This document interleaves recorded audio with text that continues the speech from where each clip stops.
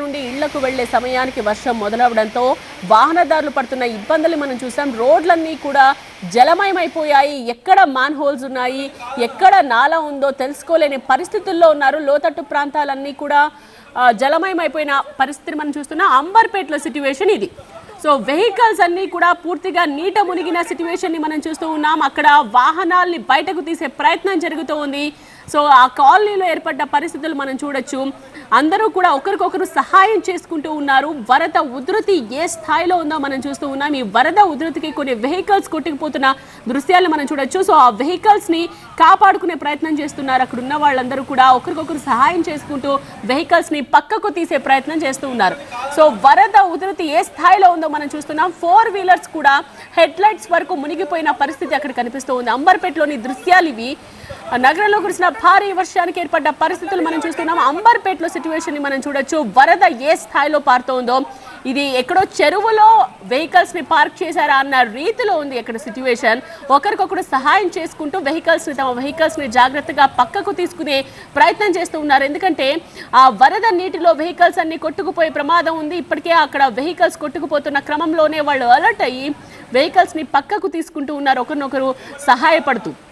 ఆ దృశ్యాలు మనం చూస్తున్నాం. అక్కడే కొన్ని కార్స్ కూడా పార్క్ చేసి ఉన్నాయి. ఆ కార్స్ హెడ్ లైట్స్ వరకు కూడా మునిగిపోయిన సిట్యువేషన్ మనం చూడొచ్చు. ఇంకా రాత్రి ఒకవేళ భారీ వర్షం కొనసాగితే, ఇప్పుడే ఇలా ఉంది అని అంటే వర్షం ఇంకా రాత్రంతా కొనసాగితే సిట్యువేషన్ ఏ విధంగా ఉంటుందో అర్థం చేసుకోవచ్చు. సో లోతట్టు ప్రాంతాల ప్రజలందరూ కూడా ఇలా నిద్రలు లేకుండా తమ వాహనాలు కొట్టుకుపోకుండా జాగ్రత్త పడుతున్న సిట్యువేషన్ మనం చూస్తూ ఉన్నాం. చాలా ప్రాంతాల్లో ఇళ్లలోకి వరద నీరు చేరడంతో వాళ్ళందరూ తీవ్ర ఇక్కట్లు పడుతూ ఉన్నారు. రాత్రంతా ఎలా గడపాలా పిల్లలతోటి వృద్ధులతోటి అంటూ అవస్థలు పడుతూ ఉన్నారు, భయాందోళన చెందుతూ ఉన్నారు. ఇక ప్రధాన ఏరియాస్లో నెలకొన్న సిట్యువేషన్ని కూడా మనం చూస్తూ ఉన్నాం. ఇటు జిహెచ్ఎంసీ అధికారులు రంగంలోకి దిగి ఎక్కడికక్కడ పరిస్థితిని పర్యవేక్షిస్తూ ఉన్నారు. ఆసిఫ్ నగర్లో సిట్యువేషన్ ఇది. ఒకవైపు మనం ఆసిఫ్ నగర్లో పరిస్థితిని మనం చూస్తూ ఉన్నాం. రోడ్లన్నీ కూడా చెరువుల్ని తలపిస్తూ ఉన్నాయి. వాహనాలు చాలా నెమ్మదిగా కదులుతున్న సిట్యువేషన్ మనం చూడొచ్చు. వరద ఏ స్థాయిలో ఉందో మనకు అర్థమవుతోంది.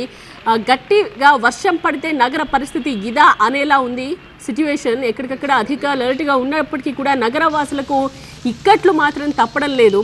ప్రస్తుతం ఎక్కడికక్కడ వాటర్ నిలిచిపోయిందో అక్కడ అవన్నీ క్లియర్ చేసే ప్రయత్నాలు అయితే జరుగుతూ ఉన్నాయి. జిహెచ్ఎంసీ అధికారులతో పాటు హైడ్రా అధికారులు అందరూ కూడా రంగంలోకి దిగారు.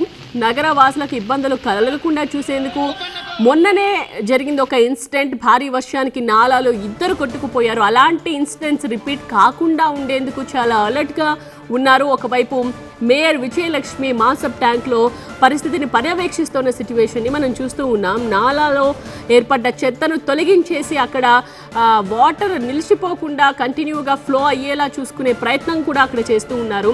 అండ్ నాలాలకు దగ్గరగా ఉన్న వాళ్ళు మాత్రం, అంటే అటువైపుగా ఇళ్ళులున్న వాళ్ళు మాత్రం చాలా జాగ్రత్తగా ఉండాలి. ఎందుకంటే ఈ ఫ్లో పెరుగుతూ ఉండడం వల్ల పిల్లలకు కూడా అవగాహన ఉండదు. కాబట్టి అటువైపు వెళ్లకుండా పిల్లల్ని జాగ్రత్తగా చూసుకోవాల్సిన అవసరం కనిపిస్తుంది. అదే విధంగా పెద్దవాళ్ళు కూడా అటువైపు వెళితే కాళ్ళు జారి కొట్టుకుపోయే ప్రమాదం ఉంది. కాబట్టి వాళ్ళు కూడా చాలా అలర్ట్గా ఉండమని చెప్తూ ఉన్నారు.